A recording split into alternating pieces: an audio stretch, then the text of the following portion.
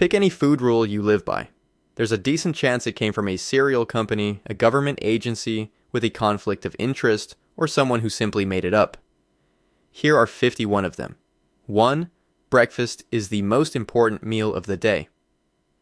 And if you've been treating that phrase like a biological law handed down from scientists in white coats, you were lied to before you even got out of bed. This wasn't discovered in a laboratory, it was written in a marketing department.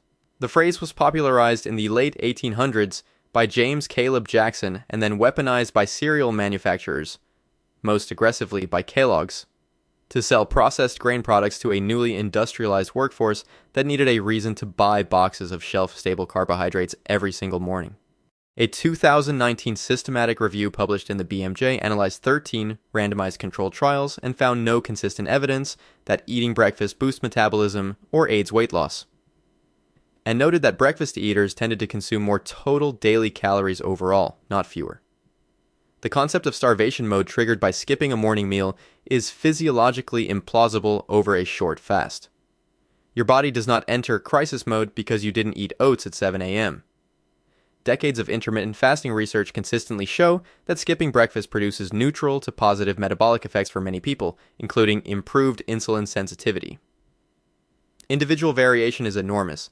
Some people genuinely function better with breakfast, others perform measurably better without it. And the blanket, most important meal framing ignores this entirely.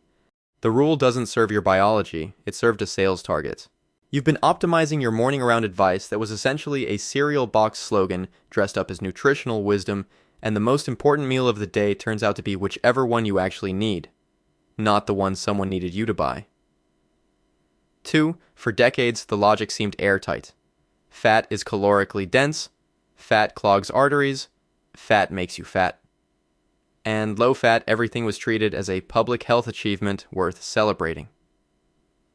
This single idea may have caused more widespread metabolic damage than any other nutritional myth in modern history, and the evidence for how it happened is not subtle. The low-fat movement accelerated sharply after Ansel Keys published his 7-country study in the 1950s and 60s, which appeared to link dietary fat to heart disease. Later analysis revealed he had access to data from 22 countries and selected the 7 that supported his hypothesis, quietly setting aside the data that didn't. The U.S. government institutionalized the anti-fat position in the 1977 Dietary Goals for the United States, drafted largely without clinical consensus, shifting national eating patterns for an entire generation. When food manufacturers stripped fat from products to earn low-fat labels, the food became unpalatable. The fix was to replace the fat with sugar, refined starches, and industrial thickeners. Fat-free yogurt frequently contains more sugar than a candy bar. The vitamins you actually needed, A, D, E, and K, are fat-soluble, meaning chronically low-fat diets impair their absorption regardless of how many vegetables you eat alongside them. The U.S. obesity rate rose sharply during the low-fat era, climbing from roughly 15% in 1980 to over 30% by 2000. The precise period when Americans were most aggressively avoiding fat. You blamed the wrong ingredient, replaced it with a worse one, stripped out vitamins in the process, and watched population health decline while the low-fat label sat on the product like a trophy. Fat didn't betray you. The replacement ingredient did. 3. Your body doesn't own a clock that converts calories into fat based on the hour, and the rule that eating after 8 p.m. causes weight gain is based on the deeply unscientific idea that your metabolism clocks out at sundown and treats a late-night calorie as a fundamentally different biological event. It doesn't. Weight gain is determined by total caloric balance over time, not by the timestamp on your last meal. Multiple controlled studies, including research published in Obesity Reviews, confirm that meal timing alone does not independently cause fat storage when total intake is held constant. Where the myth carries a grain of truth is in what it's actually observing. The behavioral reality that people eating after 8 p.m. are disproportionately consuming high-calorie, low-nutrition foods in front of screens. Not because they're hungry, but because they're bored, stressed, or simply in the habit of it. Circadian rhythm research does show that metabolic efficiency shifts modestly throughout the day, and some evidence suggests the body processes identical meals slightly differently at different times of day.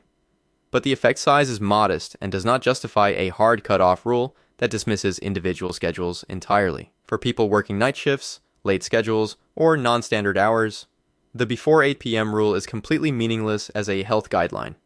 It's built around a lifestyle assumption, not a biological one.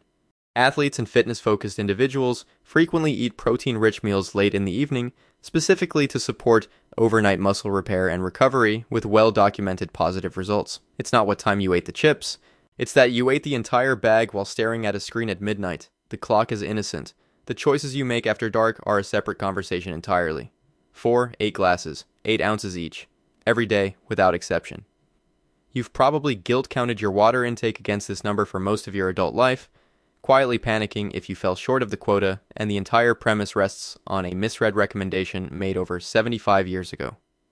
The 8x8 rule traces to a 1945 U.S. Food and Nutrition Board recommendation stating adults need roughly 2.5 liters of water daily. But the same document immediately noted that most of this quantity is contained in prepared foods. That second sentence was systematically ignored by everyone who repeated the first one. A 2002 review by Dr.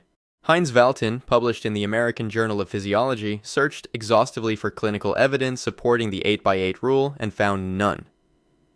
He concluded it was likely started by misinterpretation and perpetuated without scrutiny for decades. Water requirements vary enormously based on body size, activity level, climate, diet composition, and health status. A 120-pound sedentary person in a cool climate has dramatically different needs than a 200-pound manual laborer working outdoors in summer, and applying the same number to both is not science. It's a guess that became a slogan. Water-dense foods, cucumbers, soup, fruit, cooked grains, contribute meaningfully to daily hydration, accounting for roughly 20 to 30% of total water intake for most people eating a normal diet. The human body has a highly calibrated thirst mechanism that has successfully managed hydration across hundreds of thousands of years of human evolution. For healthy adults without specific medical conditions, thirst remains a reliable guide. You've been stress drinking water against an arbitrary number that was never actually the recommendation, and your kidneys were fine the entire time. Your anxiety about the number was the actual problem. 5. The wellness industry needs you to believe your body is a toxic swamp of accumulated poisons that only a 7-day juice cleanse or a pouched herbal tea can purify. Because if you ever stop believing that, a significant portion of a multi-billion-dollar market collapses overnight. Here's what they don't want you thinking about. You already have a world-class detoxification system. It came standard. It runs 24 hours a day. It does not need help from a $60 pouch of laxative herbs.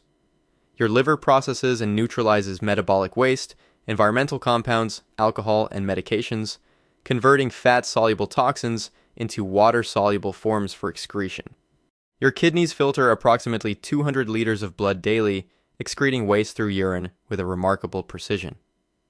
When detox product companies are legally pressed to name the specific toxins their products remove, they cannot make specific claims, because no such claim survives FDA scrutiny. The word toxin in wellness marketing is intentionally vague. It means nothing and everything simultaneously, which is precisely what makes it such effective copy. Many commercially sold detox teas contain senna, a potent stimulant laxative. The dramatic results users report, bloating relief, feeling lighter, are the product of forced bowel movements and fluid loss, not biological detoxification. This is also why prolonged use can cause dehydration, electrolyte imbalance, and dependency. A 2015 systematic review in the Journal of Human Nutrition and Dietetics reviewed all available clinical evidence on commercial detox diets and found no convincing evidence that they reduce toxin levels or improve health outcomes beyond placebo. If your liver and kidneys are genuinely failing to detoxify your body, you will be in a hospital, not mildly inconvenienced and browsing wellness products online. You paid premium prices for a product that made you use the bathroom more. Your organs were working the entire time completely unimpressed. 6. Somewhere along the way, carbohydrates became the villain. Bread is poison, pasta is a moral failing, and an entire macronutrient category got treated like it personally committed a crime against your waistline. The low-carb movement built its empire on a dangerously lazy oversimplification, and you absorbed it without question. Carbohydrates are the primary fuel source for your brain and your body. Your brain runs almost exclusively on glucose, which is derived from carbohydrates, consuming roughly 120 grams of glucose daily. While it can adapt to use ketones during extended fasting, that is a stress response, not an optimal operating condition for most people most of the time. The category carbohydrates includes white table sugar, whole oats, lentils, sweet potatoes, broccoli, and brown rice, all in the same bucket. Condemning them as a single entity is like classifying water and bleach together because they are both liquids. Populations around the world eating high carbohydrate diets, traditional Japanese, rural Asian, and Mediterranean populations, consistently show among the lowest rates of metabolic disease globally. Their carbs come from whole food sources, not refined products, and that distinction is doing all the meaningful work. Fiber is technically classified as a carbohydrate, and it is one of the most clinically important dietary components for long-term health, linked to reduced colorectal cancer risk, improved gut microbiome diversity, and better cardiovascular outcomes. Remove carbohydrates, and you frequently remove fiber along with them. The problem was never carbohydrates. The problem was highly refined carbohydrates stripped of fiber, eaten in excess, combined with sedentary behavior. That's a food quality and context problem, not a macronutrient problem. You didn't need to eliminate a food category, you needed to stop eating things engineered in a laboratory to be impossible to stop eating. 7. You've been told you have a 30-minute anabolic window after training, and if you miss it, your workout is wasted and your muscles will begin dissolving before you reach the parking lot. Slam a shake the second you re-rack the bar, or everything you just did counts for nothing. This deadline is a supplement industry fantasy, and it has generated an extraordinary amount of revenue from people terrified of a biological clock that doesn't exist in the way it was described. The 30-minute window concept emerged from early exercise science research, but subsequent and more rigorous studies have consistently found the window is far wider than originally claimed. Multiple hours, not 30 minutes. A landmark 2013 meta-analysis by Alan Aragon and Brad Schoenfeld, published in the Iranian Journal of the International Society of Sports Nutrition, found that total daily protein intake is a far stronger predictor of muscle protein synthesis than post-workout timing. If you consumed a protein-containing meal 1 to 2 hours before training, your muscles are already being supplied with amino acids. The supposed emergency window doesn't apply because your blood amino acid levels haven't dropped. Many commercial protein shakes contain significant amounts of added sugar, artificial sweeteners, thickeners, and highly processed protein concentrates, not inherently superior to whole food protein sources like eggs, Greek yogurt, or chicken, which your body handles just as effectively. The supplement industry in the US generates over $50 billion annually, and a meaningful portion of that revenue is built directly on the urgency manufactured by the anabolic window myth. It was financially convenient to invent a deadline and sell the solution alongside it. Your muscles are not on a countdown timer. They'll wait for your actual meal. The only thing that truly expired was the marketing claim you were sold with your first tub of powder. 8 6 small meals a day, every 2 to 3 hours. Keep the metabolic furnace stoked, and if you miss a feeding window, your body panics into fat storage mode. This is gospel in fitness culture. It's been repeated by trainers and coaches for decades, and the underlying physiology it claims to describe is wrong. Total daily caloric intake determines your metabolic rate far more than meal frequency, and the furnace metaphor that made this advice sound convincing gets the mechanism entirely backwards. The thermic effect of food, the energy your body expends digesting a meal, is proportional to the size of that meal, not the number of meals you eat.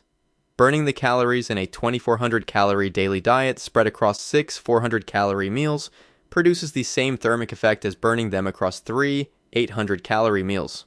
The math is identical because the total food quantity is identical. A 2010 study published in the British Journal of Nutrition directly tested frequent versus infrequent eating in controlled conditions and found no significant difference in fat loss, metabolic rate, or body composition between groups. The starvation mode concept, the idea that going several hours without eating causes your body to desperately hoard fat, requires a substantially longer caloric deficit to be triggered and doesn't apply to the gap between lunch and dinner. For many people, eating 6 times a day simply means eating 6 times a day with no reduction in portion size, reliably producing a caloric surplus rather than a metabolic advantage. The psychological burden of tracking 6 daily meals is also substantial, which matters for long-term adherence. You restructured your entire schedule, your meal prep, and your relationship with hunger around a metabolic benefit that doesn't exist. 3 meals and some basic consistency would have worked just as well. 9. The label says low fat, so the product is healthy. The logic feels intuitive, the marketing is everywhere, and the supermarket has an entire aisle dedicated to confirming your instinct. Low fat is one of the most reliably misleading labels in the history of packaged food, and understanding exactly why requires understanding what happens when you remove fat from something that was designed to taste good. When fat is removed from food, palatability drops sharply. Manufacturers compensate by adding sugar, modified cornstarch, artificial flavoring, maltodextrin, or industrial gums to restore the taste and texture the fat was providing. The resulting product is frequently higher in refined carbohydrates and total sugar than the full-fat original, while delivering less satiety per serving. A useful comparison: full-fat plain yogurt versus the same brand's fat-free flavored versions. The fat-free flavored version frequently contains 2 to 3 times the sugar content with significantly less protein, meaning it leaves you hungrier sooner and with worse blood sugar stability. Fat increases satiety by slowing gastric emptying. You feel full longer, and you're less likely to overeat at the next meal. Low-fat products, high in fast-digesting sugars and starches, leave you ready to eat again within an hour.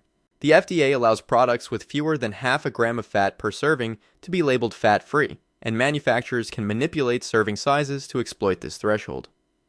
Research from the Harvard School of Public Health has repeatedly found that full-fat dairy consumption is not associated with increased cardiovascular risk, and may actually correlate with lower rates of type 2 diabetes compared to low-fat alternatives. You chose the version that had the fat removed and the sugar quietly doubled. The label was honest about one thing, and it just didn't mention the other. 10. The USDA organic certification is a farming credential. It regulates what pesticides can be used, what fertilizers are permitted, and how livestock must be managed. It does not assess, test, measure, or certify the nutritional composition of the food it stamps. Treating the organic label as a nutritional upgrade is one of the more expensive misconceptions in modern grocery shopping, and the evidence has been available for long enough that this should no longer be a surprise.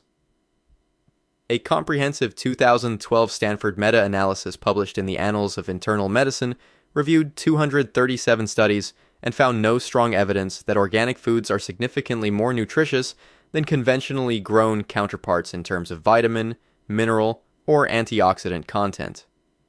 The organic certification does legitimately reduce synthetic pesticide residue on produce.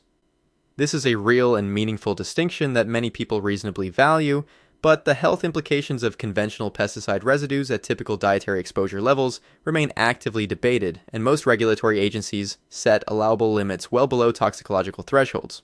Where the organic halo becomes genuinely absurd is on processed products. Organic cookies, organic chips, and organic cane sugar are among the most egregious misapplications of health signaling in the food industry. Organic sugar is still sugar, metabolized identically, with the same insulin response, the same caloric profile, and the same effect on your blood glucose as its conventional counterpart. Organic produce can occasionally have lower certain nutrient levels compared to conventional in some cases due to slower growth rates, though both directions of difference tend to be nutritionally insignificant in practice.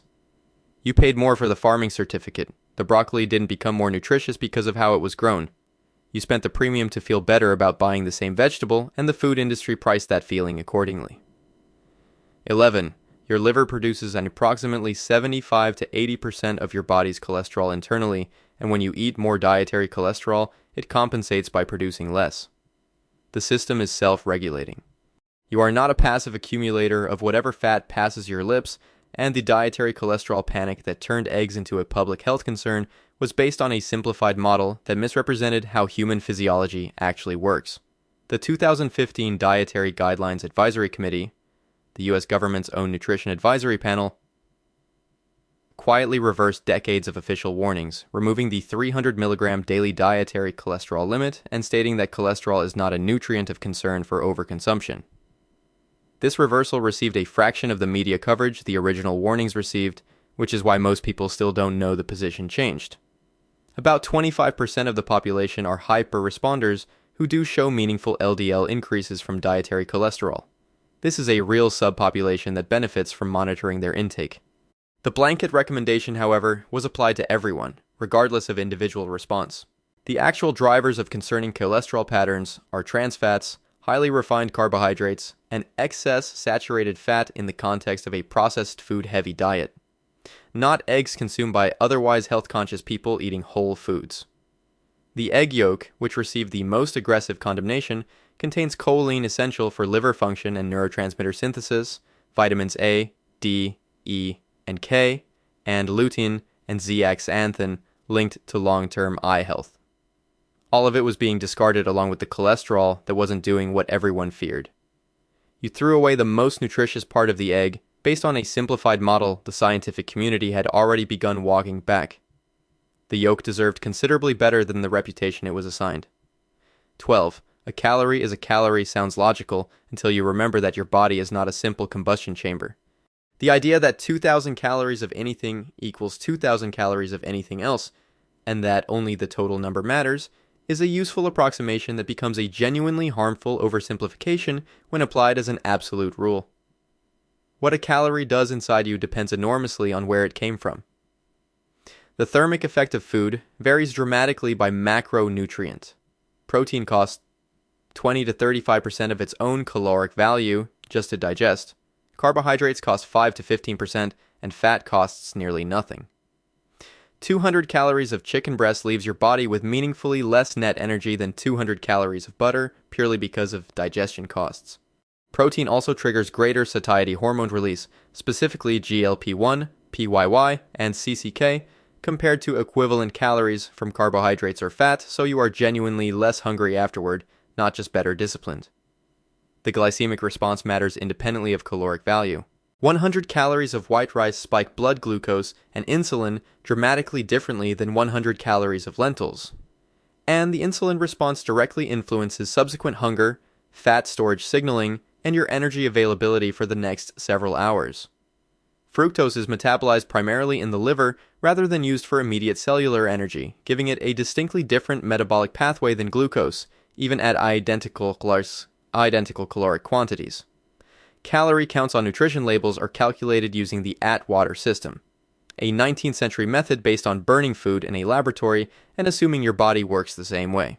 Your digestive system doesn't burn food, it ferments, enzymatically breaks down, and selectively absorbs it, with efficiency that varies based on food structure, fiber content, and your individual gut microbiome. The number is just the beginning of the story. The math is correct. The model it's built on is incomplete. 13. Salt has been cast as the cardiovascular villain. It raises blood pressure, strains kidneys, and should be eliminated from the diet as aggressively as possible. Low sodium everything carries a health halo, and the recommendation to reduce salt intake has been applied so broadly that many people believe any amount of dietary sodium is working against them. The relationship between sodium and cardiovascular risk is real, but it applies to a specific population, and it has been generalized to everyone else in a way the evidence doesn't support. Approximately 25% of the general population and 50% of people with existing hypertension are salt sensitive, meaning their blood pressure responds meaningfully to sodium intake. The remaining majority show little to no blood pressure change with normal dietary sodium fluctuation. A 2011 meta-analysis published in the American Journal of Hypertension found that very low sodium diets were associated with increased all-cause mortality in some populations, raising the possibility that aggressive restriction causes harm in people who don't have hypertension to begin with. Sodium is an essential electrolyte required for nerve impulse transmission, muscle contraction including the heart, and maintaining fluid balance. Hyponatremia, dangerously low sodium, is a medical emergency capable of causing brain swelling, seizures, and death. Endurance athletes and people who sweat heavily may actually need more sodium than average, not less. Some athletes replacing fluid losses with plain water during prolonged events have developed fatal hyponatremia while actively avoiding salt. The processed food industry is the primary driver of dangerously high sodium intake in Western diets, not home cooking with a pinch of salt. Targeting home seasoning while packaged food contains enormous sodium loads is fighting the wrong battle entirely. Your pinch of salt on a home-cooked meal was never the enemy. The sodium hiding in your packaged soup was always the conversation worth having. 14. Nobel Prize-winning chemist Linus Pauling published Vitamin C and the Common Cold in 1970, advocating doses of 1,000 to 18,000 milligrams daily, and his scientific prestige gave the claim immediate and lasting credibility. The result was a belief that flooding your system with ascorbic acid could stop a cold or dramatically reduce its duration. a belief that has survived decades of clinical testing that repeatedly failed to confirm it in the way the original enthusiasm promised. A Cochrane review, the gold standard of systematic evidence synthesis, analyzed 29 clinical trials involving over 11,000 participants and found that regular vitamin C supplementation did not reduce the incidence of colds in the general population. It produced a modest reduction in cold duration of roughly 8% in adults, which translates to approximately half a day off a week-long cold. A result that rarely justifies the confidence with which the advice is given. Vitamin C is water-soluble, meaning excess beyond what your body can absorb is excreted in urine. Your body's absorption capacity saturates at around 200 to 400 milligrams. Taking 2,000 milligrams produces expensive vitamin-enriched urine and little else. High-dose supplementation can also cause gastrointestinal distress, diarrhea, and in susceptible individuals, kidney stones due to oxalate formation, side effects that weren't part of the original promise. Where vitamin C supplementation does show modest cold prevention effects is in people under extreme physical stress, marathon runners and soldiers in subarctic conditions, a very specific subpopulation that most people reaching for supplements at the first sign of a sniffle don't belong to. You took heroic doses of a vitamin that performs adequately at normal levels and exits your body before it can do anything extraordinary. Your cold lasted exactly as long as it was always going to last. 15. Gluten-free has become a general health identity, adopted by millions of people without any clinical diagnosis based on the widespread belief that gluten is inherently inflammatory, harmful, or weight-promoting for all humans. The gluten-free industrial complex built a multi-billion-dollar market on a medical condition affecting roughly 1% of the population and successfully extended the anxiety to everyone else. Celiac disease, an autoimmune condition causing genuine intestinal damage from gluten, affects approximately 1% of the global population. Non-celiac gluten sensitivity is a real but far less understood condition, estimated to affect perhaps 0.5% to 6% of people, with significant ongoing diagnostic controversy about how to reliably identify it. For the remaining majority, clinical evidence does not support eliminating gluten. A major 2017 cohort study published in the BMJ, tracking over 100,000 people, found no association between gluten consumption and cardiovascular disease in people without celiac disease, and suggested that gluten restriction might actually increase cardiovascular risk by reducing whole grain consumption and the fiber that comes with it. Gluten-free processed products routinely contain more refined starch, sugar, and saturated fat than their gluten-containing equivalents, with less fiber and lower protein content. They also tend to have higher glycemic indices, meaning they spike blood glucose faster than the bread you are trying to avoid. Whole wheat, barley, and rye, all gluten-containing grains, are among the best dietary sources of prebiotic fiber, which feeds beneficial gut bacteria. Removing them without deliberately replacing those fiber sources impoverishes the gut microbiome in ways with measurable downstream effects. The gluten inflames everyone premise spread through wellness books and influencer culture, not peer-reviewed research. You removed a protein your body was processing fine and replaced it with more refined starch. The only thing struggling before was the marketing narrative. 16. At least 23 double-blind, randomized controlled trials have examined the relationship between sugar intake and children's behavior, and a 1995 meta-analysis in the Journal of the American Medical Association analyzed these studies and concluded definitively that sugar does not affect the behavior or cognitive performance of children. This finding has been replicated, the research is not controversial within the scientific community, and yet every parent at every birthday party remains absolutely convinced they're watching sugar cause chaos in real time.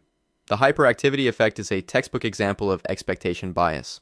A 1994 study led by Dr. Daniel Hoover gave parents drinks labeled as sugary, but actually containing 0 sugar. Parents who believed their child had consumed sugar rated their child's behavior as significantly more hyperactive than parents in the control group. The children behaved identically. The parental belief was the only variable that changed. Birthday parties and holiday events where children consume sugar are also inherently exciting, socially overstimulating, physically active, and sleep-disrupting occasions. Attributing behavioral changes to the cake rather than the entire context, the presents, the other children, staying up past their usual bedtime, is straightforward causal confusion dressed up as parental observation. ADHD and genuine attention disorders are neurological in origin and are not caused by or meaningfully worsened by typical dietary sugar consumption. Sugar does have real and well-documented negative effects on children's health: dental decay, metabolic stress from chronic excess consumption, displacement of nutrient-dense foods from the diet. The hyperactivity myth actually distracts from these legitimate concerns by directing parental worry toward a behavioral effect that doesn't exist. Your child wasn't wired by the frosting, they were wired by the balloons, the presents, and the fact that it was 2 hours past their bedtime. The cake was just there. 17. The dairy industry's marketing has been so effective that many people cannot name a single alternative source of calcium. Milk builds strong bones is so deeply embedded that questioning it feels almost reckless. The claim is not that dairy is harmful. The claim is that the evidence linking dairy consumption to fracture prevention is considerably weaker than decades of advertising suggest, and the idea that dairy is the only or best path to bone health is not what the science shows. A major 2014 prospective cohort study published in the BMJ tracked over 100,000 Swedish adults for 20 years and found that high milk consumption in women was associated with higher rates of hip fracture and higher all-cause mortality. A result the authors acknowledged was counterintuitive and that the research community noted warranted further investigation. Countries with the highest dairy consumption, Scandinavia, the United States, the United Kingdom, also have some of the highest rates of hip fractures globally. Countries with very low dairy intake, including Japan and many African nations, show significantly lower fracture rates. This calcium paradox has been discussed in nutrition literature for decades without clean resolution. Bone strength depends on a complex matrix of nutrients working together: calcium, vitamin D, without which calcium cannot be absorbed, vitamin K2, which directs calcium to bone rather than arterial walls, magnesium, and consistent weight-bearing physical activity. Excellent non-dairy calcium sources include canned salmon and sardines with bones, fortified plant milks, tofu made with calcium sulfate, white beans, kale, and bok choy.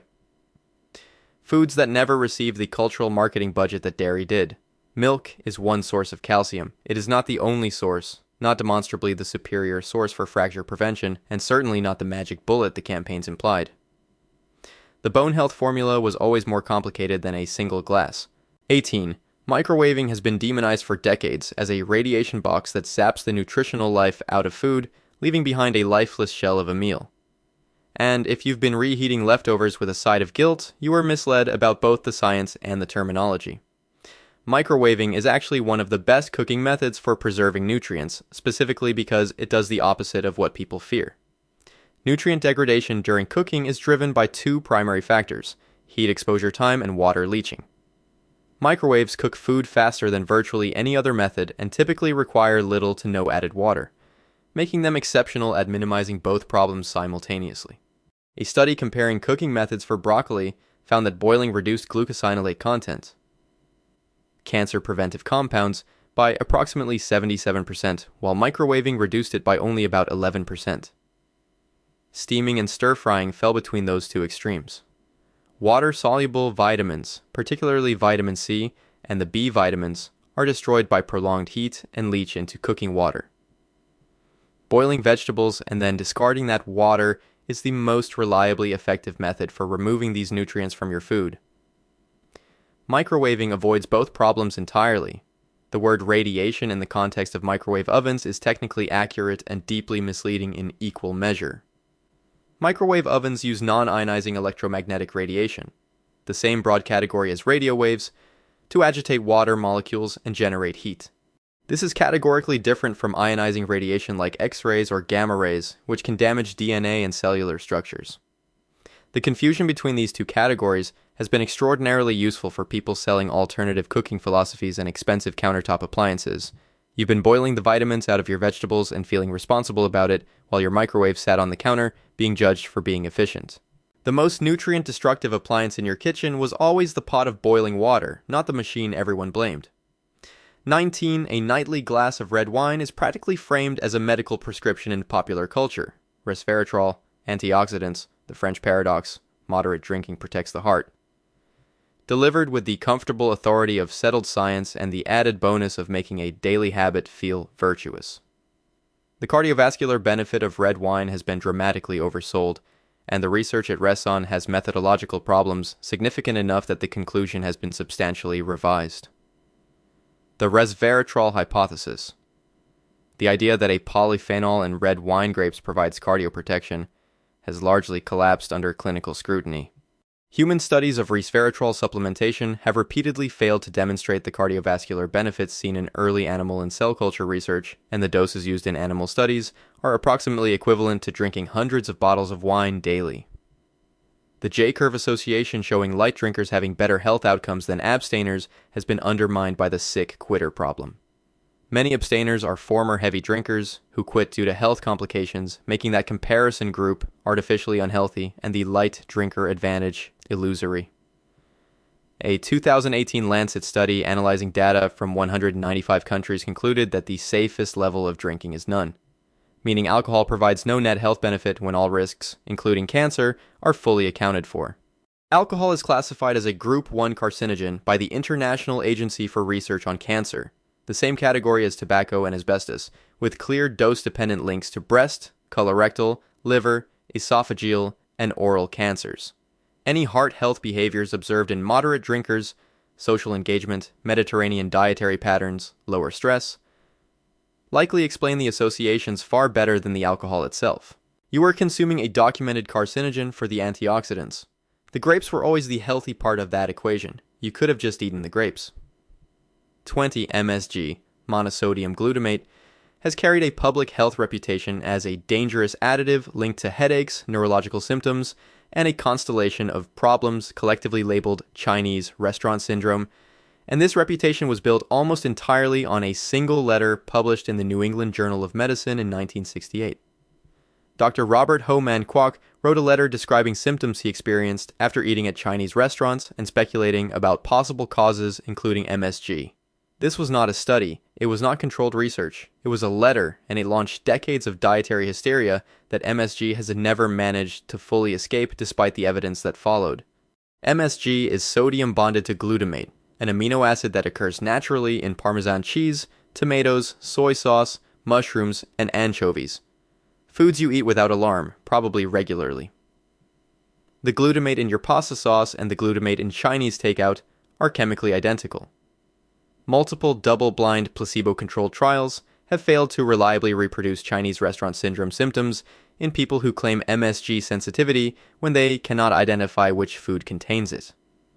When people don't know what they consumed, their reported symptoms do not correlate with actual MSG consumption. The FDA classifies MSG as generally recognized as safe, and billions of people across Asia have consumed it as a standard cooking ingredient for generations without corresponding population-level health anomalies.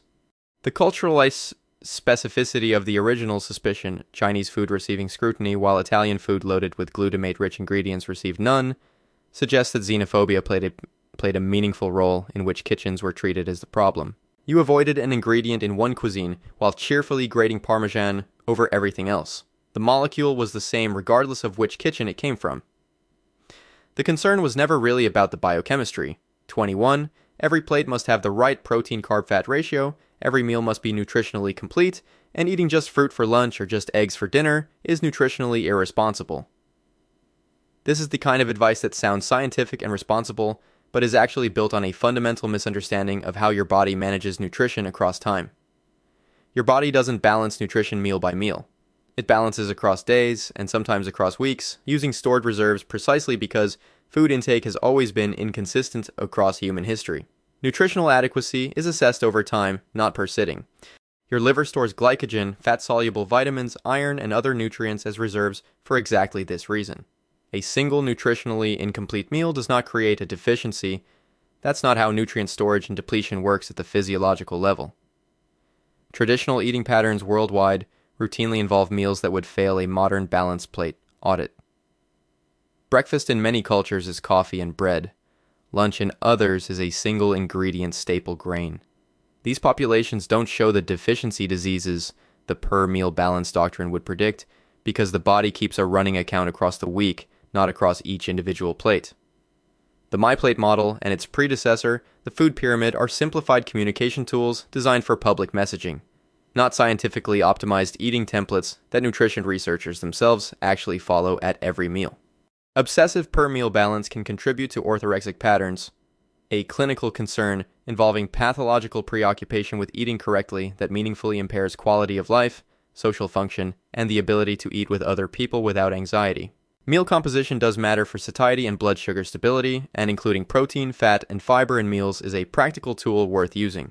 But it's a tool, not a law with immediate per-meal consequences for failing to comply. Your body is keeping a running tab. One imperfect meal has never been the problem it was treated as.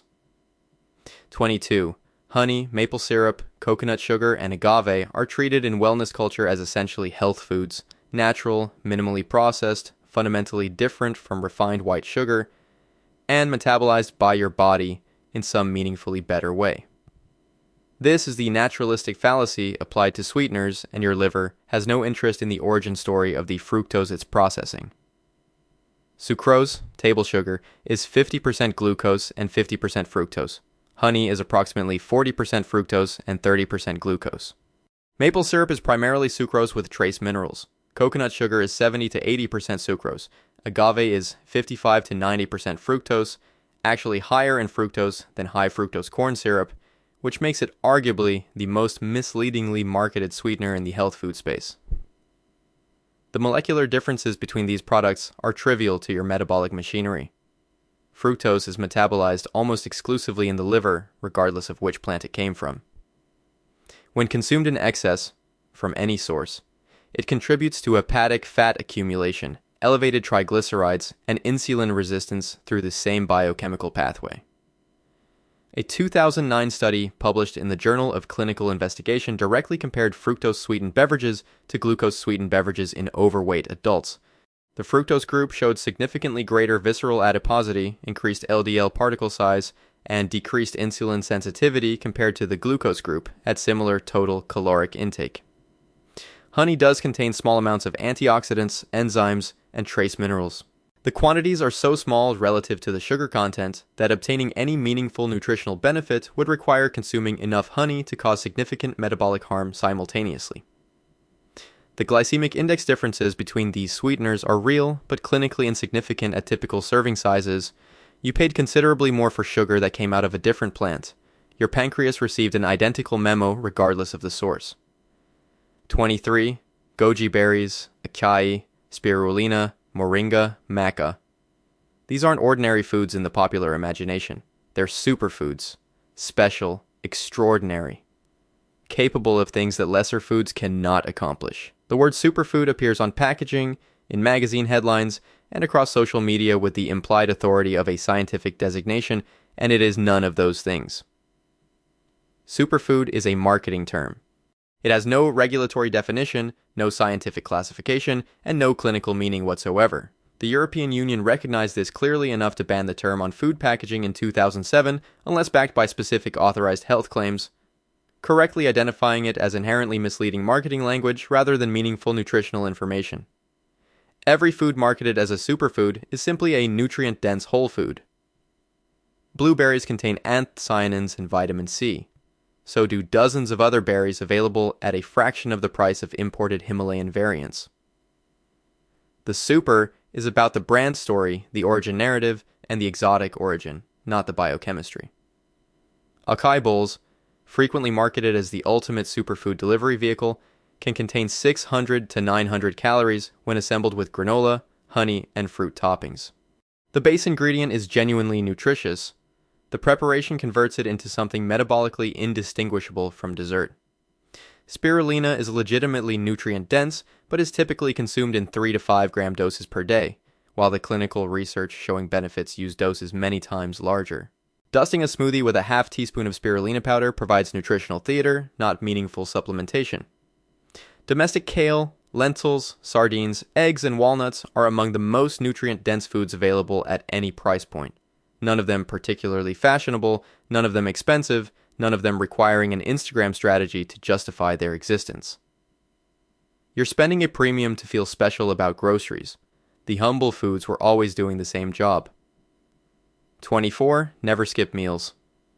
Your metabolism will crash, your muscle will waste, your blood sugar will bottom out, and you'll overeat so aggressively at the next meal that you'll undo everything. This framing treats the human body as extraordinarily fragile, unable to manage a few hours without incoming calories, and it ignores a substantial and growing clinical evidence base showing that intentional structured meal skipping is not only survivable but metabolically beneficial for many people. Intermittent fasting protocols, including 16-8, 5-2, and alternate day approaches, have been tested in multiple randomized controlled trials and shown to produce comparable or superior weight loss outcomes to continuous caloric restriction with equivalent or better improvements in metabolic markers. During a fasted state, insulin levels decline, enabling fat oxidation as a fuel source. Autophagy, the cellular cleaning process where the body breaks down and recycles damaged cellular components, is upregulated during fasting periods and is being actively studied for its broader health implications. The concern that muscle is rapidly broken down during short fasting periods is not supported by evidence. Growth hormone secretion actually increases during fasting as a protective mechanism, specifically to preserve lean mass. Significant muscle loss from fasting requires extended fasting across several days, not skipping your morning meal. The genuine exception to this is people with histories of restrictive eating disorders for whom meal skipping can trigger compensatory binge episodes. For this population, the advice against skipping is clinically valid and worth taking seriously. The Ramadan fasting practice, observed by over 1 billion people globally involving complete daily fasts for a month, has been studied extensively and shows no consistent adverse metabolic outcomes in healthy individuals. Skipping a meal is not a biological emergency, it is what your ancestors did every time conditions required it. Your body was designed for exactly this.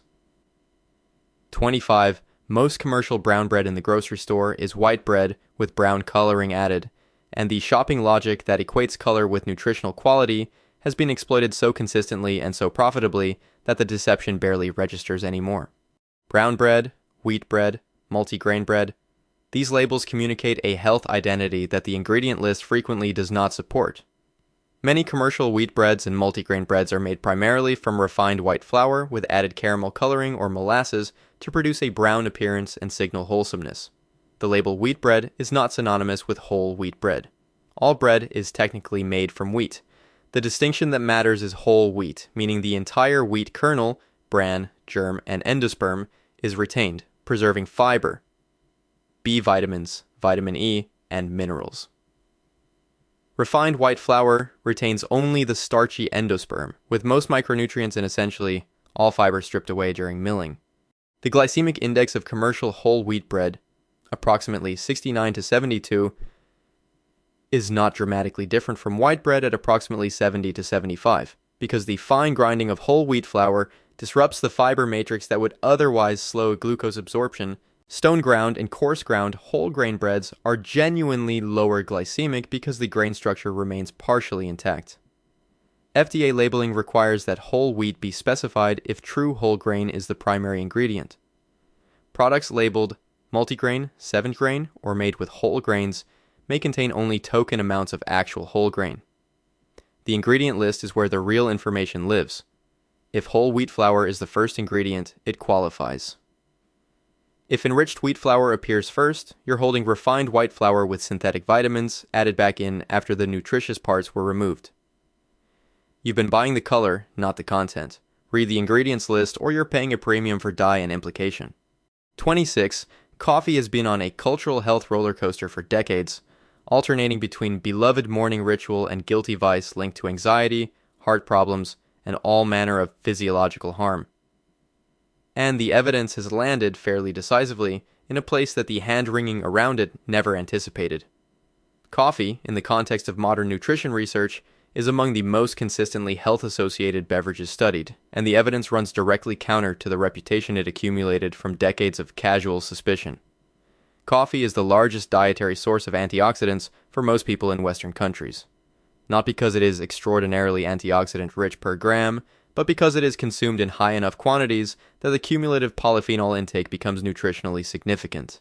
Large cohort studies involving hundreds of thousands of participants have found that regular coffee consumption of 3 to 5 cups daily is associated with reduced risk of type 2 diabetes, Parkinson's disease, Alzheimer's disease, liver fibrosis, liver cancer, and all-cause mortality. The cardiovascular concerns around coffee were largely based on early research using unfiltered coffee, which contains diterpenes, specifically Cafestol and Kawil, that raise LDL cholesterol. Filtered coffee removes most of these compounds, eliminating the concern for the majority of coffee drinkers who aren't brewing their coffee through a sock. Caffeine does cause short-term blood pressure elevation, but habitual coffee drinkers develop tolerance to this effect, and long-term coffee consumption is not associated with hypertension in the preponderance of studies examining it. The claim that coffee's acidity damages the gastrointestinal tract conflates acidity with harm. Coffee's pH of approximately 5 is similar to many fruits, and the stomach itself operates at pH 1.5 to 3.5. The idea that coffee's mild acidity is burning through your stomach lining is not supported by evidence. You've been apologizing for one of the better evidenced beverages in your daily routine. 27. Do crunches to burn belly fat, work your inner thighs to slim them, target the problem area, and the fat there will respond. Every fitness infomercial ever produced operates on this premise, and the fitness industry has sold countless products, programs, and devices built on the promise of local fat removal through local exercise. Spot reduction does not work. Losing fat from a specific anatomical area by exercising that area is not how fat metabolism operates, and exercise physiologists have understood this clearly for decades while the infomercials kept running. Fat is stored in adipocytes throughout the body. During exercise, fat is mobilized as free fatty acids into the bloodstream and transported to active muscle tissue for oxidation. But this happens systemically, drawing from fat stores throughout the body, not exclusively from fat adjacent to the working muscle. A widely cited study had participants perform thousands of repetitions with their dominant arm over several weeks. When researchers measured fat thickness in both arms, there was no significant difference between the trained and untrained arm. Fat loss was distributed equally despite one arm doing vastly more mechanical work. Where fat is preferentially stored and preferentially lost is determined primarily by genetics, sex hormones, and individual variation. Women tend to hold fat in hips, thighs, and glutes due to estrogen. Men tend to accumulate it abdominally. Exercise overrides neither of these distribution patterns. Resistance training in any muscle group does build muscle underneath regional fat deposits, which can improve the appearance of that area through increased muscle mass and improved overall body composition, but this is a different mechanism entirely from spot fat reduction, and conflating the two is what keeps the infomercials profitable. You cannot send your body a memo specifying which fat deposit to withdraw from first. It routes the withdrawal however genetics and hormones dictate, and your preference for the routing is not a variable in the equation. 28. The egg yolk received one of the most aggressive nutritional condemnations of the 20th century, and people dutifully discarded the most nutritious part of the egg for decades, based on a cholesterol concern that the science has since substantially revised. The egg white contains approximately 3.6 grams of protein. The whole egg contains approximately 6.3 grams. Discarding the yolk removes nearly half the protein along with 100% of the fat-soluble vitamins and the majority of what makes an egg nutritionally remarkable. The yolk contains vitamins A, D, E, and K, all fat-soluble, all absent from the egg white. It contains choline at approximately 147 milligrams per yolk, essential for liver function, cell membrane integrity, and neurotransmitter synthesis, making eggs one of the best and most accessible dietary choline sources available. Lutein and zeaxanthin, carotenoids concentrated in the yolk, are among the most important dietary factors for long-term macular health and are associated with reduced risk of age-related macular degeneration. These were being discarded along with the cholesterol, and the cholesterol wasn't doing what everyone feared in the first place. As covered earlier, the 2015 Dietary Guidelines Advisory Committee removed the 300 milligram daily dietary cholesterol limit, stating, "Cholesterol is not a nutrient of concern for overconsumption." The American Heart Association's current guidelines allow one whole egg daily for most healthy adults without restriction. An egg white omelet with no yolks and no fat-soluble vitamins is a nutritionally stripped-down version of a food that arrived complete. It is a choice made against decades of fear that the science no longer supports at the population level. You threw away the vitamins, the choline, and half the protein to avoid a cholesterol problem your liver was already self-regulating. The yolk was never the villain it was assigned to be. 29. Agave nectar was marketed as the smart person's sweetener, natural, low glycemic, derived from a plant rather than a factory, the responsible alternative for health-conscious consumers who had already figured out that refined sugar was a problem. The low glycemic claim is accurate, The health implication of that claim is a nutritional sleight of hand that should have been caught far sooner than it was. Agave's low glycemic index comes from one specific fact. It is composed of 55 to 90% fructose, depending on the brand and processing method, making it higher in fructose than high fructose corn syrup.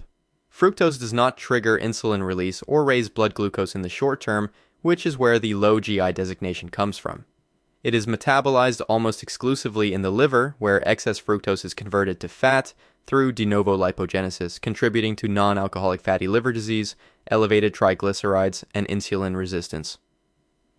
The glycemic index measures blood glucose response.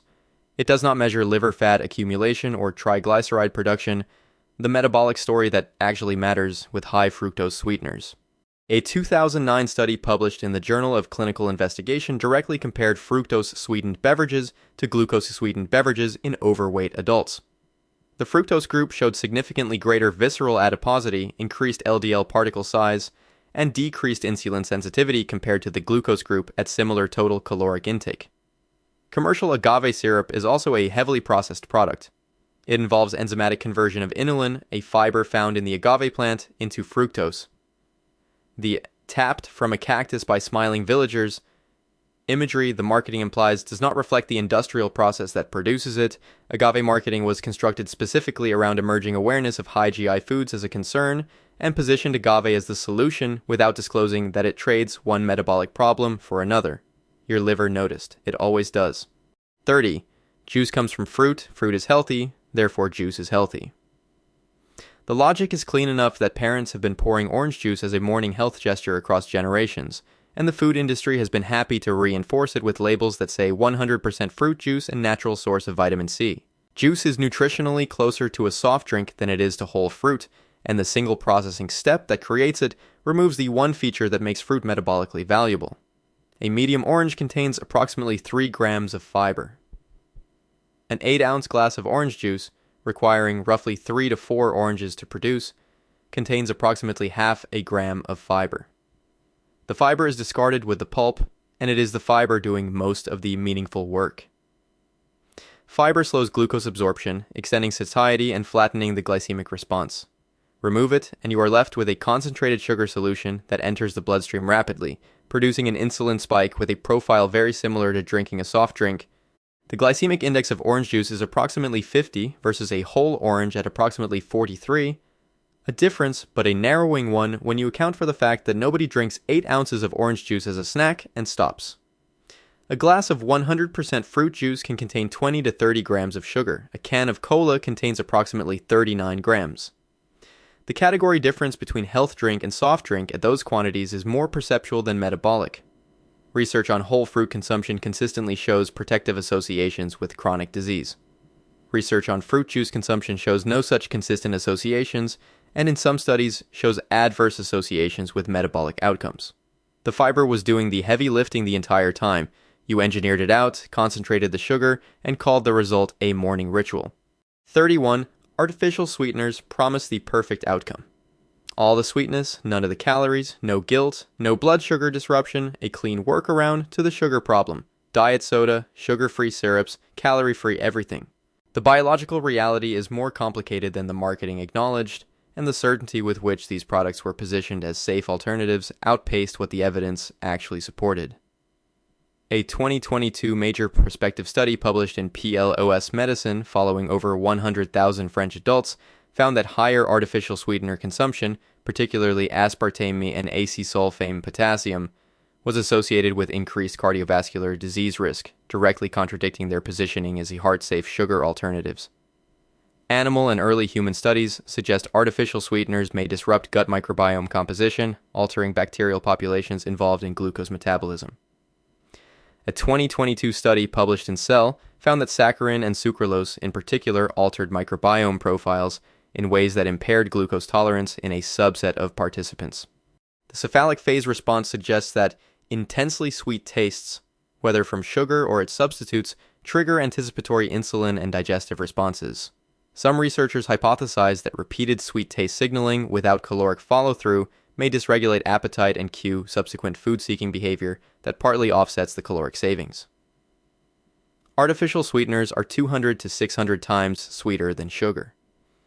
Regular exposure may recalibrate sweetness perception upward over time, making naturally sweet foods like fruit taste muted and increasing the palatability threshold for sweet inputs generally. The evidence on artificial sweeteners is genuinely mixed and contested. Some large studies show no harm, others show associations with adverse outcomes. What is not contested is that the certainty with which these products were marketed as safe alternatives substantially exceeded the scientific consensus on their long-term effects. You found what looked like a loophole. Your body is still working out whether to accept the terms. 32. Drink collagen peptides and rebuild your joints, smooth your skin, strengthen your hair. The supplement aisle and the influencer ecosystem built around it treat oral collagen as a targeted delivery system, as though swallowing a powder sends construction materials directly to wherever you want the renovation done. When you eat protein, including collagen, your digestive system breaks it into constituent amino acids. It then distributes those amino acids throughout the body based on metabolic need. There is no routing mechanism that sends collagen-derived amino acids specifically to your skin, joints, or anywhere else you're hoping to renovate. Collagen is a protein. All proteins are broken down by digestive enzymes in the stomach and small intestine into amino acids, which enter the bloodstream as undifferentiated building material. Your body cannot identify that the glycine and proline it received came from a collagen supplement rather than a chicken leg because at the amino acid level, there is no label attached. The targeted delivery claim would require a biological mechanism that doesn't exist in standard protein digestion. Some studies do show that collagen peptide supplementation correlates with improved skin elasticity markers or reduced joint discomfort. But these studies are frequently funded by collagen supplement manufacturers, use small sample sizes, and the proposed mechanisms remain poorly understood by the researchers who aren't paid to propose them. Collagen synthesis in your body requires vitamin C as a cofactor. Consuming adequate vitamin C from whole foods is more clearly evidence-based for supporting your body's own collagen production than consuming supplemental collagen and hoping the amino acids find their way to the right address. The same glycine, proline, and hydroxyproline found in expensive collagen supplements are available from gelatin, bone broth, and skin-on poultry at a fraction of the price. Your digestive system dismantled the $60 supplement into the same amino acids it would have gotten from a chicken leg. There was no express lane to your skin. 33. If you eat alkaline foods, leafy greens, lemon water, almonds, your body becomes more alkaline, disease cannot survive, cancer cannot establish itself, and your health reaches an optimized pH state. The logic sounds plausible if you don't think about how blood actually works, which is precisely the condition under which this dietary philosophy was built and sold. Your blood pH is maintained between 7.35 and 7.45 by an elaborate rapid response system involving the lungs, which regulate carbon dioxide levels, the kidneys, which excrete or retain bicarbonate, and blood buffer systems that respond within seconds to any deviation from that narrow range. This regulatory system cannot be overridden by dietary choices. A blood pH below 7.35 is acidosis, a medical emergency causing organ dysfunction and altered consciousness. A pH above 7.45 is alkalosis, also a medical emergency with its own serious complications. A deviation of 0.4 of a point in either direction can be fatal. The idea that you can meaningfully shift this tightly controlled value with lemon water is physiologically absurd, in the same way that the idea of changing your blood type with herbal tea is absurd. What has changed in response to diet is urine pH, and this is where the confusion originates. Urine pH is measurable, adjustable, and largely irrelevant as a health indicator beyond reflecting what the kidneys are currently excreting. Alkaline diet advocates frequently measure urine pH and present it as evidence of systemic alkalization, which is not what it represents. The alkaline diet produces real-world health improvements when followed seriously, primarily because it emphasizes vegetables, legumes, and whole fruits while eliminating most ultra-processed products. Those benefits are attributable to food quality improvements. The pH framing is the fiction the benefits were dressed in to make them sound more scientific and more marketable than simply eating more vegetables. 34. The Atwater system, the method used to calculate calorie counts on nutrition labels, was developed in the 19th century by burning food in a controlled laboratory apparatus and measuring the heat released. Your digestive system does not burn food. It ferments, enzymatically dismantles, and selectively absorbs it, with efficiency that varies substantially based on food structure, fiber content, cooking method, gut microbiome composition, and individual digestive capacity. The number on the label is an estimate with a built-in margin of error that most people using it for precise tracking have no idea exists. The FDA permits nutrition labels a 20% margin of error. A food labeled as 300 calories legally contains between 240 and 360 calories. Building a precise daily caloric target on this foundation is applying mathematical precision to imprecise inputs, and the confidence that generates is not warranted by the accuracy of the data. You also don't absorb 100% of what you eat. Research has demonstrated that you absorb fewer calories from almonds than the label claims, because the cellular structure of almonds resists full enzymatic breakdown.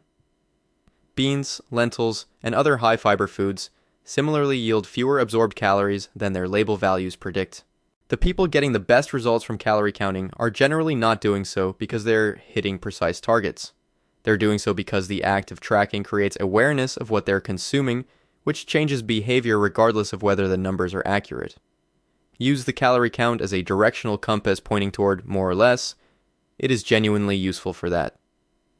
Treat it as a precise scientific measurement, and you're making confident decisions on the basis of 19th century methodology applied to a biological system that has never operated the way a combustion chamber does.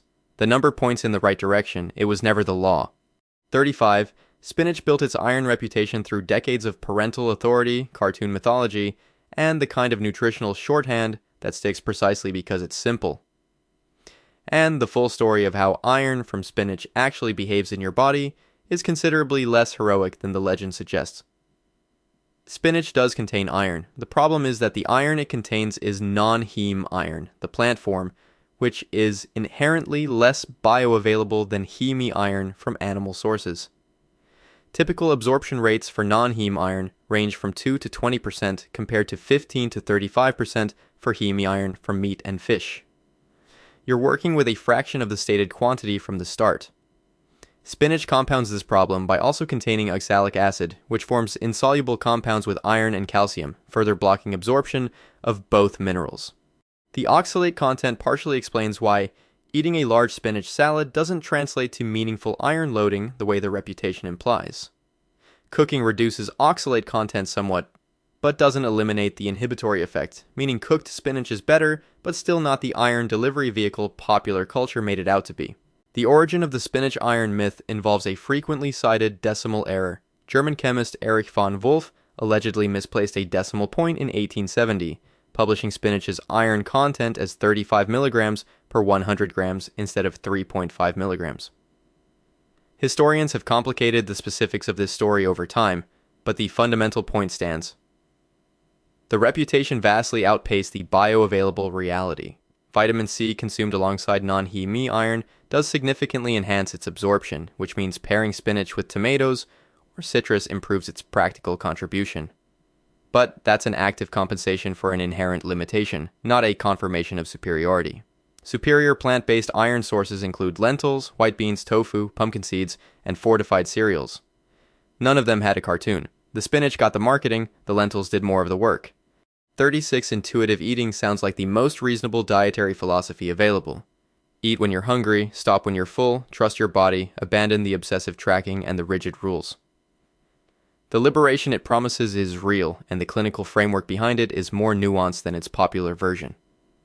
But the popular version, eat whatever you want, whenever you want, and trust your hunger completely, runs directly into the problem that your hunger signals can be hijacked, manufactured, and distorted by systems that have nothing to do with your caloric needs. Ultra-processed foods are specifically engineered to override satiety signals. The combination of fat, salt, sugar, and refined starch in precisely calibrated ratios maximizes palatability and suppresses the hormonal feedback that would normally tell you to stop. It is biologically possible to consume 2,000 calories of hyperpalatable food while your satiety hormones remain largely unresponsive because the food was designed to circumvent that system.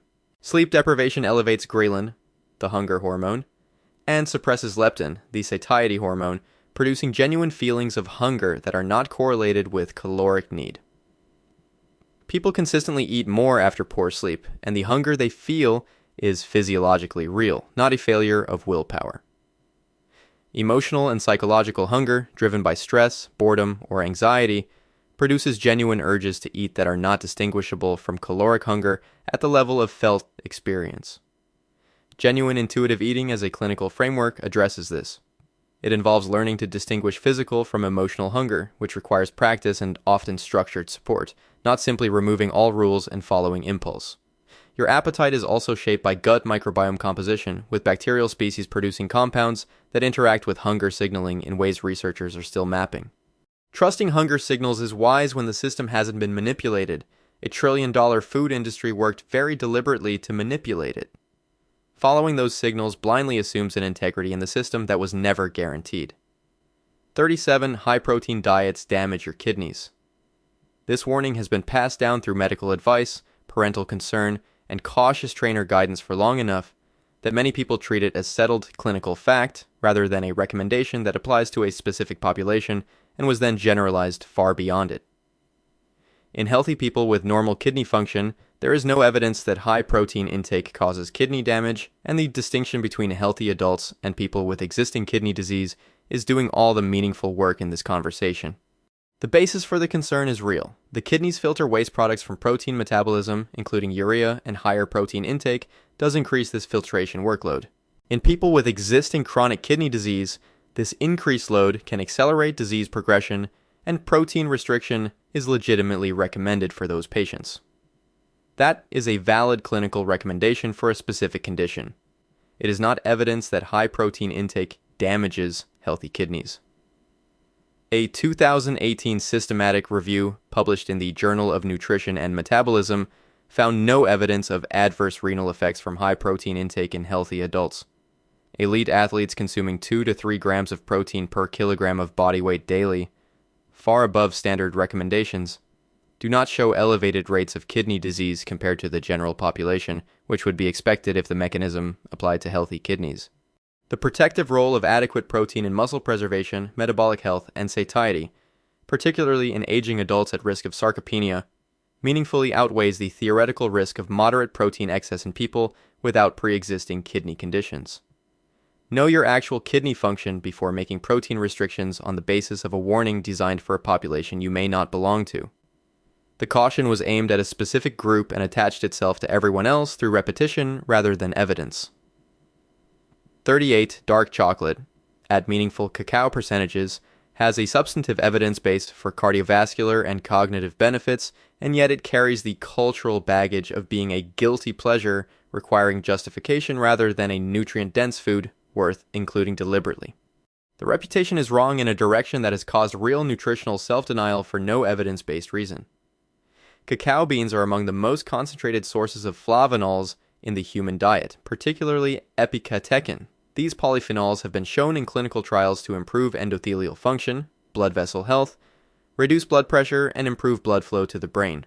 A 2017 meta-analysis published in Frontiers in Nutrition reviewed 19 prospective studies and found that higher chocolate consumption was associated with lower risk of coronary heart disease and stroke, with some dose-response relationship observed up to approximately 100 grams per week. The 2022 Cosmos Mind randomized trial found that daily cocoa flavanol supplementation was associated with slowed cognitive aging in older adults, a clinically meaningful finding from a well-designed trial that received considerably less attention than the study probably warranted. The critical qualifier is cacao percentage. Milk chocolate contains 10 to 30% cacao, with the remainder being sugar and milk solids. A nutritional profile that doesn't deliver flavanol concentrations anywhere near those studied in research. Dark chocolate, at 70% cacao or higher, provides the flavanol content that corresponds to the evidence. Cacao is also a meaningful source of magnesium, iron, copper, manganese, and prebiotic fiber. Nutrients that are frequently undersupplied in Western diets and rarely associated with something that tastes like this. The version you were eating as a child was barely chocolate in any meaningful nutritional sense. The version with the actual evidence behind it tastes different, costs slightly more, and shares only a name with what you were told to feel guilty about consuming. 39. The paleo diet presents itself as a biological homecoming, a return to the ancestral eating pattern that evolution designed you for. A rejection of modern dietary confusion in favor of the clarity of how humans ate before agriculture complicated everything. The premise is appealing, and the historical accuracy is largely constructed from selective imagination rather than archaeological evidence. Paleolithic humans ate what was available in their specific geographic location across a specific season in a specific century.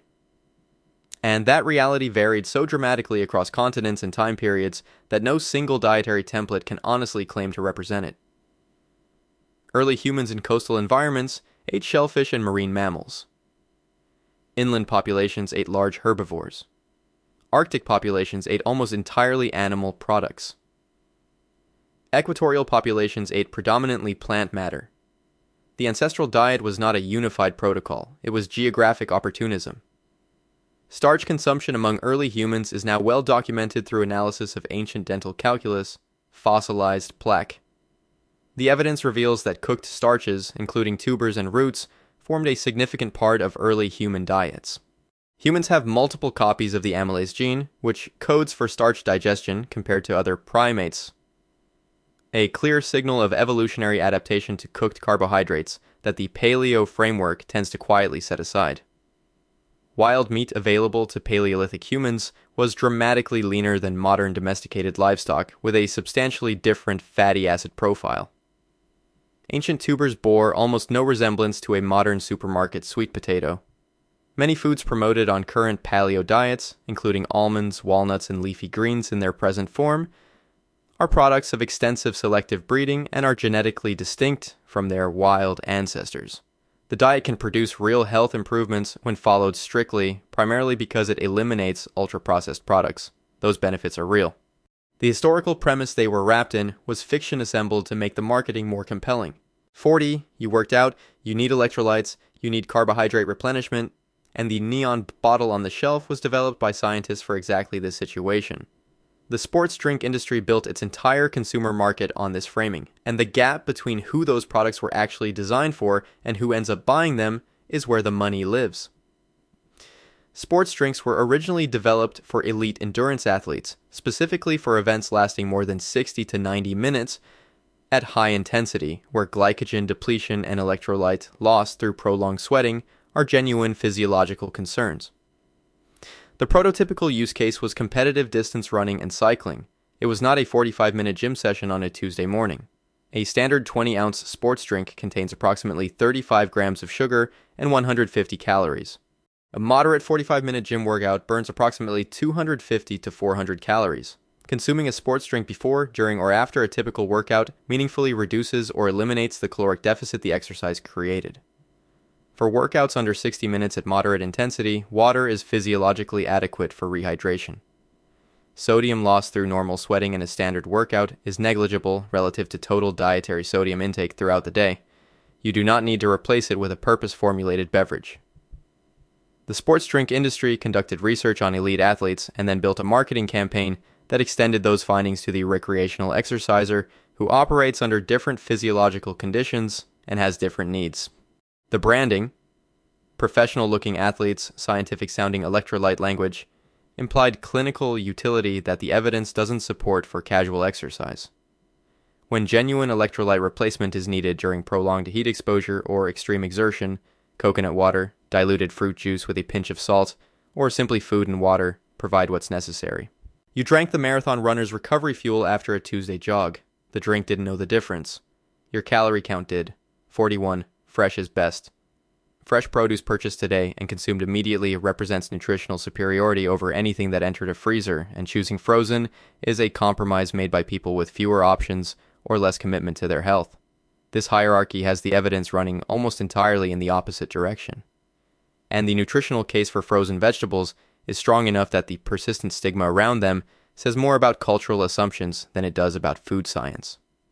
Commercial frozen vegetables are typically blanched and flash frozen within hours of harvest at peak nutritional content. That process locks in vitamins and minerals at their highest concentration and stops enzymatic degradation. Fresh produce in a typical grocery store has often been harvested days before arriving in the store, spent time in refrigerated transport and storage, then additional days on the shelf before purchase, and additional days in your refrigerator before you actually use it. During that entire window, nutrient degradation continues steadily. A 2017 study published in the Journal of Food Composition and Analysis comparing fresh and frozen broccoli, peas, spinach, and other vegetables, found that frozen samples matched or exceeded fresh samples in vitamin content, with fresh produce showing greater vitamin loss over 5 days of refrigerator storage. Frozen berries show similar or superior antioxidant retention compared to fresh berries sold out of season, because out of season fresh berries were harvested underripe and traveled significant distances before reaching your bowl. The fresh is best hierarchy also carries an equity dimension that's worth noting. Frozen vegetables are less expensive, have substantially longer shelf life, reduce food waste, and provide consistent nutritional quality to people who cannot shop frequently or afford premium fresh produce year-round. Your fresh asparagus has been losing nutrients since the day it left the farm. The frozen bag in your freezer stopped the clock at peak ripeness. The hierarchy you built around these two options was based on perception, not evidence. 42. Your body can only use 30 grams of protein per meal, and everything above that converts directly to fat. This specific number circulates through gyms and fitness communities with the confidence of established physiology, and the research it draws on was answering a different question than the one the rule implies. The 30-gram figure originated from research on the rate of muscle protein synthesis in response to a single protein dose. Studies did show that muscle protein synthesis plateaued at around 20 to 40 grams of leucine-containing protein in the conditions tested. But this refers to the rate of muscle building, not total protein utilization, and the distinction matters enormously for how the findings should be applied. Protein consumed beyond what's immediately directed toward muscle protein synthesis is still metabolized, oxidized for energy, converted to glucose through gluconeogenesis, or used for other protein-dependent processes, including enzyme synthesis, immune function, and hormone production. It doesn't queue up at the liver, waiting to be converted into fat. Converting excess protein to fat through de novo lipogenesis from amino acids does occur, but is energetically expensive and a quantitatively minor pathway under normal dietary conditions. Excess carbohydrates and fat are converted to stored fat far more efficiently than excess protein, which is part of why protein-rich diets tend to support body composition goals even at higher caloric intakes. A 2016 study published in the Journal of the American College of Nutrition fed subjects either 40 grams or 70 grams of protein after exercise and found that muscle protein synthesis was higher with the larger dose, directly contradicting the 30-gram ceiling, particularly for larger individuals with greater muscle mass. Larger people, older adults dealing with age-related muscle loss, and people returning to training after injury may all have protein needs that exceed standard recommendations. The number that went viral in fitness culture was answering a muscle-building question. It was not a metabolism ruling. 43, in 1982, Australian physicians Barry Marshall and Robin Warren identified Helicobacter pylori bacteria as the primary cause of most peptic ulcers. Marshall famously drank a petri dish containing H. pylori to prove the causal link, developed gastritis, treated himself successfully with antibiotics, and he and Warren received the Nobel Prize in Physiology or Medicine in 2005. The bacterial cause of peptic ulcers has been established, awarded the highest recognition in science, and documented extensively. And popular health advice still hasn't fully integrated what this means for the chili pepper's reputation. Spicy food does not cause ulcers. Approximately 90% of duodenal ulcers and 70 to 80% of gastric ulcers are caused by H. pylori infection. The second major cause is chronic use of NSAIDs, non-steroidal anti-inflammatory drugs like ibuprofen and aspirin, which thin the stomach's protective mucus lining with repeated use. These are the actual culprits. They were identified, the Nobel Prize was given, and the chili pepper is still being blamed at dinner tables. Capsaicin, the active compound in chili peppers, does not damage the stomach lining in people without pre-existing ulcers. Research has actually found it has a gastroprotective effect in some contexts, stimulating the stomach lining to produce more protective mucus. Spicy food can aggravate existing ulcers and worsen symptoms in people who already have them, which is likely where the causes ulcers narrative originated. Experiencing pain after eating spicy food when you have an existing ulcer is not the same thing as spicy food having created the ulcer. Countries with some of the highest per capita spicy food consumption, Mexico, India, South Korea, Ethiopia, do not show elevated rates of peptic ulcer disease that would be expected if capsaicin were causal. The chili pepper has been innocent for over 40 years.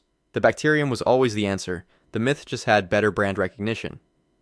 44. Cooking food was one of the most transformative nutritional developments in human history, and the raw food movement's core claim that cooking is an act of nutritional vandalism that kills vital enzymes and strips food of its living properties contradicts both the archaeological record of human development and the basic biochemistry of what happens when food enters your digestive system. The destroyed enzymes argument is the foundation of the raw food philosophy, and it is nutritionally irrelevant. Digestive enzymes present in raw food are denatured by stomach acid long before they can play any role in human metabolism. Your body provides its own digestive enzymes and does not depend on foodborne enzymes for any metabolic function. The enzymes in your raw kale were never going to survive the pH of your stomach long enough to do anything. Cooking breaks down cell walls in plant foods, dramatically increasing the bioavailability of nutrients trapped within them. Lycopene in cooked tomatoes is approximately 2.5 to 3.5 times more bioavailable than in raw tomatoes. Beta-carotene in cooked carrots is similarly more accessible after heat breaks down the cell structure. Cooking destroys anti-nutrients that block mineral absorption. Raw beans contain lectins and phytates that reduce iron, zinc, and calcium absorption, and can cause significant gastrointestinal distress in meaningful quantities. Cooking eliminates these concerns. Raw kidney beans contain sufficient lectins to cause acute food poisoning. Raw spinach contains oxalates that significantly inhibit calcium absorption. Lightly cooking spinach reduces oxalate content and improves calcium availability. The anthropological case is compelling. The adoption of cooking approximately 1 to 2 million years ago corresponds to significant increases in brain size in the human lineage, likely supported by the substantially greater caloric and nutritional gains from cooked versus raw food. The enzyme in your tomato was never going to survive your stomach acid. You cooked for a reason that evolution already figured out. 45. After a period of drinking, the wellness impulse is to reach for a green juice, a liver detox supplement, or a clean eating plan that will repair the damage and flush the alcohol from your system more efficiently than simply waiting would. The marketing around liver detox products is expertly calibrated to meet this felt need, and the biology underneath it is substantially simpler and less responsive to intervention than the product labels suggest. Your liver processes alcohol at approximately 1 standard drink per hour through the alcohol dehydrogenase enzyme pathway. This rate is largely fixed based on liver enzyme capacity.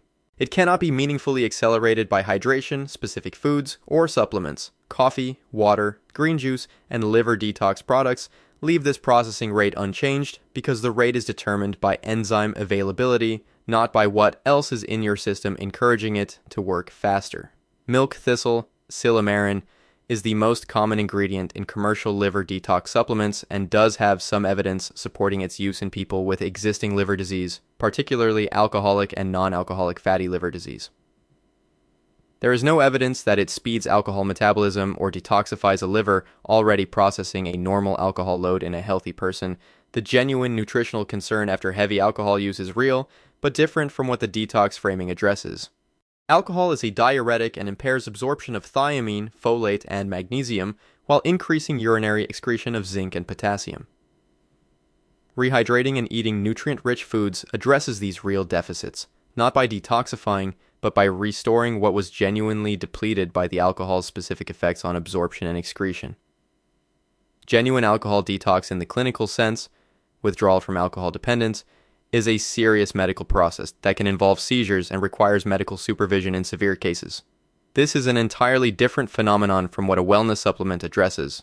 The green juice didn't speed your liver up. You recovered at exactly the rate you were always going to recover at. 46. Soy contains phytoestrogens. Phytoestrogens sound like estrogen, and therefore soy lowers testosterone and threatens male hormonal health. The logic chain is short enough to feel compelling and wrong at enough steps that it's worth walking through carefully, because the conclusion it reaches is not what the clinical evidence on soy and male hormones actually shows.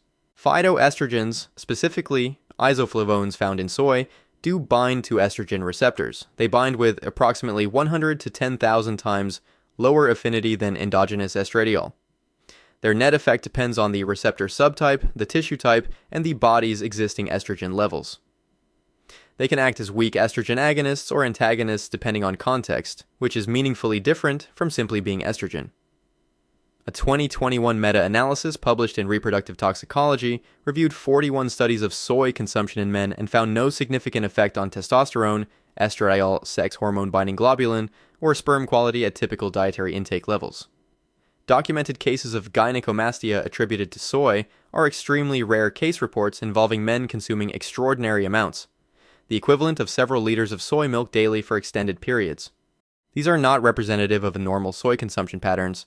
Japanese men consuming traditional soy-heavy diets, miso, tofu, edamame, represent one of the highest soy-consuming populations globally and do not show hormonal profiles, fertility rates, or secondary sex characteristic differences that would be expected if moderate soy consumption meaningfully disrupted male endocrinology. Beer, made with hops, contains significant phytoestrogens at levels comparable to moderate soy consumption. The same demographic that is most suspicious of tofu tends to be the least suspicious of beer, which suggests the concern was never primarily biochemical in nature. You worried about the phytoestrogens in tofu while consuming them elsewhere without concern. The science on typical soy intake and male hormones is not ambiguous. The anxiety around it was. 47. Track every gram of protein, carbohydrate, and fat. Hit your macros precisely. And if you nail the numbers, the body composition follows as a mathematical outcome. Precision is the key, and the numbers are reliable enough to build on. Both parts of this proposition have problems significant enough that the confidence the practice generates is frequently not warranted by the accuracy of the inputs or the predictability of the outputs. Nutrition labels in the US are permitted a 20% margin of error. A food labeled as 300 calories legally contains between 240 and 360 calories. Building a precise daily macro target on a foundation with that margin of error is applying the methodology of a controlled experiment to data that doesn't meet controlled experiment standards. Individual metabolic variation is substantial. Two people with identical body weight, age, and activity levels can have resting metabolic rates differing by 200 to 400 calories per day due to differences in muscle fiber type, mitochondrial efficiency, thyroid function, and gut microbiome composition. The target that is accurate for one person is meaningfully wrong for another using the same calculation. Metabolic adaptation, the body's tendency to reduce energy expenditure in response to sustained caloric restriction, undermines fixed caloric targets over time.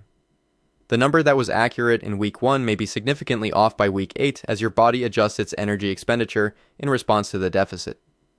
Research on dietary adherence consistently finds that sustainable eating patterns produce better long-term outcomes than precise but exhausting tracking regimens. Adherence over time outperforms accuracy at any given moment. For some people, particularly those with histories of disordered eating, obsessive food tracking is clinically recognized as a behavioral risk factor. Consistency and sustainability were always the more powerful variables than the spreadsheet. You were calculating to the gram on inputs that were accurate to within 20%. The confidence the number gave you was doing more work than the number itself. 48. Avocados are calorie dense, nuts are calorie dense, and therefore eating them regularly will cause weight gain. The caloric arithmetic seems to demand it, and many people avoiding these foods are doing so based on a math that population-level evidence consistently contradicts. Regular consumption of nuts and avocados is associated in multiple large studies with lower body weight and reduced obesity risk, not higher, which is the opposite direction from what the caloric density argument would predict and requires an explanation. Multiple large prospective studies have found that frequent nut consumption is associated with lower body weight and smaller waist circumference compared to nut avoiders, despite the caloric density of nuts. A 30-year follow-up study published in the New England Journal of Medicine found regular nut eaters had 29% lower obesity rates. The proposed mechanism involves the cellular structure of nuts. The fat within them is partially inaccessible to enzymatic digestion, and studies suggest 5 to 30% of nut calories pass through the digestive system without absorption, depending on nut type and preparation method. Nuts also require significant chewing, which extends meal duration and enhances satiety signaling through mechanisms that affect subsequent food intake throughout the day. Avocados are high in monounsaturated fat, which is associated with improved lipid profiles and extended satiety. Research published in Nutrition Journal found that adding avocado to lunch significantly reduced desire to eat in the subsequent 3 to 5 hours compared to low-fat comparison meals, meaning the caloric addition was partially compensated by reduced intake elsewhere. The people gaining weight from nuts and avocados are typically those adding them on top of an already high-calorie diet without any displacement. Not because these foods are inherently weight-promoting, but because any caloric addition above energy needs will contribute to a surplus. These foods are among the most satiating available. The people avoiding them are eating more of something else to compensate, and that something else is generally less nutritionally valuable. 49. The PREDICT study. One of the largest personalized nutrition studies ever conducted found that individuals' blood glucose, insulin, and fat responses to identical meals varied enormously between people.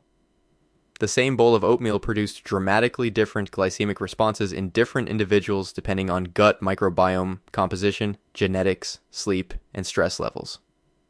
This finding sits at the core of why the idea of a single optimal diet for all 8 billion humans on the planet is not a scientific position.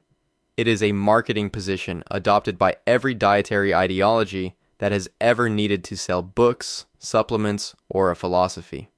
We are genetically, microbiomically, metabolically, and culturally too diverse to be optimized by a single eating framework, and the history of diet trends is largely a history of this fact being repeatedly ignored in favor of a more commercially useful claim to universal truth.